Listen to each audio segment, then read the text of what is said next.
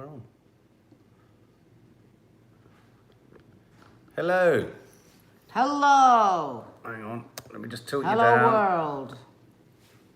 Hello, hello, hello. Oh my God, we are so excited. How brilliant was The Virtues? Absolutely phenomenal. We watched it with Maddie and we were all, each time we went into the break, people were like, what? What? I know. What? It was so good. How many of you have watched it? Are you up to date with it? Who watched it? Who watched it? Who watched it? Well, I tell you what, not many people came on last week when we went live. And then across the week, it's been one of our fastest growing TV reviews we've done before. So Really? I'm hoping all the daily reviews the day after, I read them all in all the papers, said this was some of the greatest television they've ever seen. Yeah, Janice Fretwell, fantastic. The acting is fantastic. Extraordinary. I just hope people are watching it. Well, I hope people are watching it. And of course, it's that terrible thing. Maddie said it several times, the worry is that because it's quite slow, lots of people will turn off because attention spans and all that. But actually, I've got more confidence in the British viewer. I think British viewers are up for stuff like this. I do. We have to, that's why we have to keep supporting it and pushing it and telling our friends and telling our friends to tell our friends. Because to be quite honest, there's so much shit on television. There's so much stuff that's like so much other stuff as well. Yeah. That you've got to champion stuff that comes along that's different or a bit challenging. Because otherwise, you're never going to get really creative stuff. Cleo, we can you imagine when we finally see what he's gone through? Because believe you me, it's going to be horrific. We're going to be in bits. We are so invested in these people. Yeah. And again, as I said to you, everything I was expecting, every bit of I was still doing the predicting. Oh, I bet this is going to happen. I bet. Surprised me every time. Well, yeah, I know what you mean. I mean, I didn't feel it as keenly as you did last week, but you're right. You're right. Every time you think a certain thing is going to happen or a certain plot develops, like he meets the sister, and you think she's going to chuck him out, but actually they welcome him and all that kind of stuff. You think the brother-in-law is going to kick him out? No, he gives him a job. Yeah, you think the brother-in-law is going to probably hold a grudge or not be too happy about him coming. What just kept striking me all the way through it was, which is something that I do feel so passionate about, that there's so much more good in people than there are bad. We're seeing the goodness in people, but in a very dark and unnerving drama. I mean, clearly the inference is that something awful has been done to him. Definitely. And what's clever about this film, what's clever about this series, I think, is that it's choosing to show the positive in all those surrounding people, rather than it just being a gloom fest. There's that thing like poverty porn. You can sometimes get these films that are just relentlessly depressing. And we could be on a really relentless spiral down where there's no hope. But actually we keep having life reaffirmed, don't we, by various characters. I thought the beginning of this, did anyone else like the beginning, just the music? I thought the music was fabulous. Oh, I love the music. I love that opening piece and him walking and that really clever device they're using of cross-cutting. And I'm guessing that the director shot the VHS footage because it's so convincingly archival that I keep wondering whether it might be footage that he's repurposed from his own life or from people he's known. But it's clearly been shot and it's so convincing. It's so convincing. Archive is a hard thing to get right. And sometimes you get all these filters like you get on Instagram and YouTube and all that kind of stuff.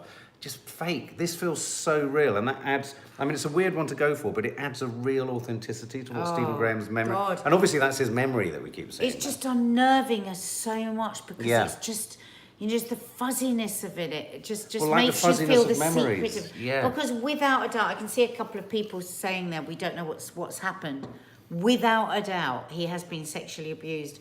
Somebody said that we don't know what the creepy guy at work's going to do. He's not a creepy guy. He's somebody who's been abused as well, and he's just a broken man. But we still, but again, jury's out. It's interesting because you say, but you said for certain, we had it shown in that shot. Maddie didn't get that, and I didn't get that at all. I didn't feel that you certainly saw something. You saw, scenes. You definitely saw scenes happening that were, ambivalent and ambiguous, and he's behind windows and all that. But I think what's almost so clever about it is that it hasn't shown too much. So it's not. I think that's what's made it more clever and more chilling and more scary. Yeah, it's not that we're doubting anything's happened. Definitely some form of abuse has happened. As I've said, I've read the spoiler interview with the director. It's so funny. There's a spoiler interview out there with Shane Meadows.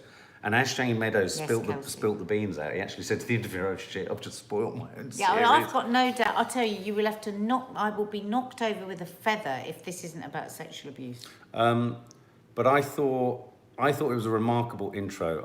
I really liked the way in which the music drove it, him walking in, cross-cutting back to him as a child, and then Well done, Jackie. I thought the scene in the drive where he's lying on the road opposite the family, his sister's family, and that process of the husband, the brother-in-law, being protective and this fear, and I thought it was so powerful, but so simple. So simple. And that's what's clever about This it. director is just a sheer genius. Sim bits and bobs. I'm so sorry to hear that. And then this must be really painful for you to watch. It must be really painful for you to watch. And I think that Stephen is doing, I would imagine, such a service to people that have themselves been abused, because he's paying the anguish, the suppression, the the brewing of the story in him. Yes. Oh my God. Yeah. And you don't even necessarily feel like he's in total possession of the facts himself and that he's just going on a mission to do something. I mean, he is on a journey though. Where is he on a journey to? Do you know what I mean? I mean, it feels like, do you feel he's going somewhere? I mean, he's gone to see his sister. I feel like he's going back to confront whoever it was that abused him. You don't think the story was him going to find his sister? I think as well. Yeah. But I think he needs to make some sort of peace. Trish Thompson, BAFTA for Stephen Graham. You are Absolute so BAFTA for damn them right. all. But interestingly, this guy, Stephen Graham, has been acting his tits off for years in all sorts of shows. So this would just be an absolute... And he said it's the best thing he's ever made, didn't he? I mean, that scene with him and the sister on the bed. God. Excuse me. Oh my God, the woman needs... Got to stand up. Yeah. Standing ovation. Yeah. Absolutely Stand up again. Stand up again brilliant. and give another standing ovation. I think too. Yeah. It really was. I mean, she was every bit. I mean, the thing about that scene, there was no acting in that scene. There were no shot reversals. There was no construction. They just usually went in with a that. scene with two people, they would do the master shot where they shoot two of you. Then they shoot it again where there's a camera either side. So there'd be a camera behind him and they would shoot her and then a camera behind her. But they just let it go. So you didn't have the full face when she was talking. But it didn't matter, because the emotion was the truth of the scene. And for me, one of the things I said to Nadia afterwards, this director is so unegotistical because you're not feeling him controlling any of the scenes. No. He's setting up the premise, like the scene around the kitchen table. Brilliant. Yeah. Absolutely brilliant. The Cilla Black line, yes, Susan. Oh, the Cilla Black line, yes, surprise, surprise. You know, but he's creating these circumstances, or he's allowing the circumstances for these actors to sit within it and take it where they know it's going to logically go. They're all running in the same direction, and I love direction like that, where the direction is not about do this, cut to that, reversal, pick this, pick that, pick up that. None of that. It's just about cradling, holding, and guiding. It's the most sensitive direction. Yeah. Because you're getting the most tender, sensitive performances. Yeah. But on that note, the one moment where I felt the director's hand most keenly, but I thought again he did it so well, was the slightly hallucinogenic montage sequence in the bedroom, in the kids' bedroom. I thought that was very cleverly done. That was so because it was blurring his past, as he's remembering it, with these actual kids that we hadn't yet really met. And again, I thought he was just going to be thrown out. He'd sworn at the kids, he'd done this, and he was just met with kindness again. And I mean, that scene with the children, the way they told the story of what had happened through the children asking the questions was just inspired. Oh, it was brilliant. Excuse me, standing ovation for the kids. Standing ovation for the kids. But no, they were so good. They were so good. But that's a really important point you made there. One of the things I do like about this film is you're getting the information that you need. You're worrying, you're trying to piece bits together. You're getting it so naturally. Whereas, you watch some series and it's like explanation, boom, boom, boom, boom. Oh, all right, okay. And and producers do that. They'll say, put this scene in just to explain why we're going to this scene. Yeah. And I hate that. I mean, you can just God, see tell them me, coming. I was in EastEnders. You know, you'd come in and go, right, just to explain all the plot, and it was just so real. You're right, Susan Hudd. You're right. It's those little wrong footings. Yeah. I was pleased that the husband was kind. The husband was deeply kind. Yeah, and then didn't you love the explosive entrance of the sister? Oh, yeah, what about the sister-in-law? And then, again, we were surprised because she punched him in the face. Oh, that was such a funny scene. That was such a funny Where scene. all the adults had gone upstairs and the kids were screaming at them from the door. Again, surprised us. Yeah, totally. It turns every scene. Yeah. It's almost like the director said, every scene, whatever people are going to expect, I'm going to do the complete bloody opposite. So let's ask you guys, what do you think is going to happen next? Where have we seen that sister? Yeah, where have we seen the sister? I know that face. What else has she been in? Somebody will know. But what do people think? Naeem Algay. She's another great Neve. That will be Neve Algay. Yeah, and I keep thinking there's this, because Stephen Graham's played some pretty, angry characters in the past. This Is England. I think it was in, I think it was also in some of the Martin Scorsese films. But I think there are many times with Stephen Graham's casting that you think he's going to flip to violence. And he just never does. He like never that does. man. We were all flipped to violence when the man wouldn't let him on the bloody boat. Yeah. I agree. She's in This Is England as well. Oh, is she? Neve Algott, that's right. That's where I've seen her. Deceased, try my Doghouse Media address. It does work. Mark at Doghouse. So hospital Wi-Fi is good, keeping me busy. Oh, good. Oh, I hope you're not in there for too long. Now, what did we think about the scene where he's obviously goes onto the building site and his now new brother-in-law introduces him to the fact that one of the guys working on the site was a flasher? Jeez. I went to the place of thinking, right, avoid him like and the then he plague. went, what like with kids? Is it like with kids? Didn't he? Sorry, who was that?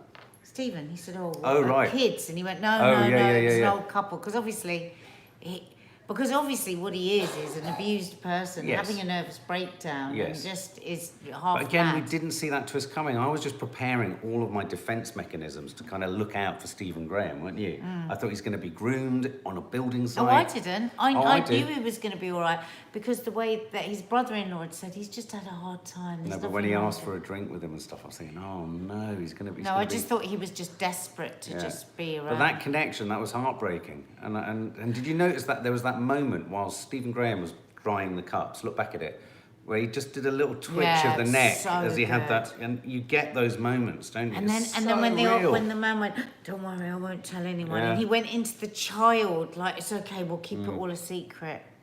I mean, we may find out that Stephen's character only witnessed horrific things. We don't know. Yeah. At the moment, I think he suffered them.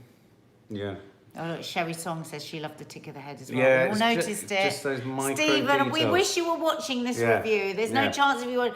We wish you were watching it so you could hear us all just go, we're not in the theatre, we can't applaud you, but my God, we want to. He's in the new film Rocket Man. He's brilliant in that. He's absolutely brilliant. He delivers crowd-pleasing laughs. But he was pulling out the premiere in his car, wasn't he? And it's the only time I wanted to throw myself on the front of a car and just hold on to the windscreen wipers. He is such a great... He was great in Save Me, though, wasn't he? Do you remember? He played the paedophile. Do you remember? Who was helping him go underground. Do you remember? He was so good in that. I mean, he doesn't mind playing really sort of unsympathetic characters or characters that have, dubious behaviour, if you like. But I thought the way he observed, I mean, most of this film, we didn't say very much. Most of this episode didn't say very much. Yet the way he observed the family, again, I thought he was going to observe his sister's family with jealousy but he didn't. No, he's he such looked a good open-eyed, person. didn't he? You remember that lovely scene with his son in the first episode? It was a bit muffled for me, some of the sound scenes. So was it's struggling. terrible. I did struggle that with was the the sound. only problem with it. Yeah. I just hope people stick with it. I am such an advocate of challenging what we watch on telly because there are so many idiots in charge of the broadcasters. They do just sort of like go for the safest option all the time. Ottawa. So when you get something like this that comes along, the reason I really want to go on and on and on about it isn't that I don't like all the other stuff too, but sometimes, you just want stuff that scratches people a bit and makes people think. I haven't stopped thinking about the last episode. I won't stop thinking about this one, I know, for the rest of this week. The frustration is, how are we going to review next week's, given we're in Hispania? We're trying to get Channel 4 to let us watch it as reviewers because we don't want to miss it. So then, it was interesting that he'd actually found out 45 years previously that he's had his sister and everything, but he just wasn't why ready. do you think he didn't contact her sooner?